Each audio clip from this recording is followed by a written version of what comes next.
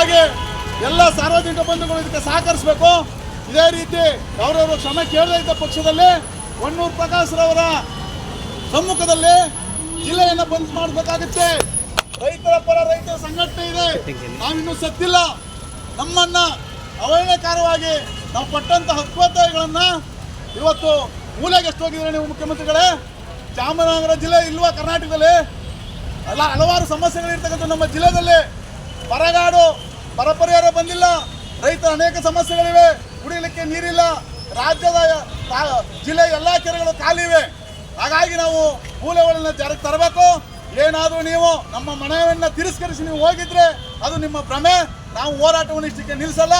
ತಾವು ಬಂದು ನಾವು ಕೊಟ್ಟಿರ್ತಕ್ಕಂಥ ನೀವು ಮುಂದುವರೆದ್ರೆ ಆದರೆ CM ಸ್ಥಾನದಿಂದ ಏನಾದರೂ ಮುಂದುವರೆದ್ರೆ ನೀವು ನಮ್ಮ ಯೋಜನೆ ಮೂಲವಳ ಯೋಜನೆಯನ್ನು ನೀವು ಜಾರಿಗೆ ತರದೇ ಇದ್ದ ಪಕ್ಷದಲ್ಲಿ ನೀವು ರಾಜೀನಾಮೆ ಕೊಡಬೇಕಾಗುತ್ತೆ. ನಾವು ಜಿಲ್ಲೆಯನ್ನು ನೀವೇನು ಆ ಕೆಲಸ ಮಾಡದೇ ಇದ್ದರೆ ನಾವು ಜಿಲ್ಲೆಯನ್ನು ಬಂದ್ ಮಾಡಿಸ್ಬೇಕಂತ ಹೇಳಿ ನನ್ನ ಮಾತನ್ನ ಮುಗಿಸ್ತಾ ಇದ್ದೀನಿ. ಎಲ್ಲರಿಗೂ ನಮಸ್ಕಾರ.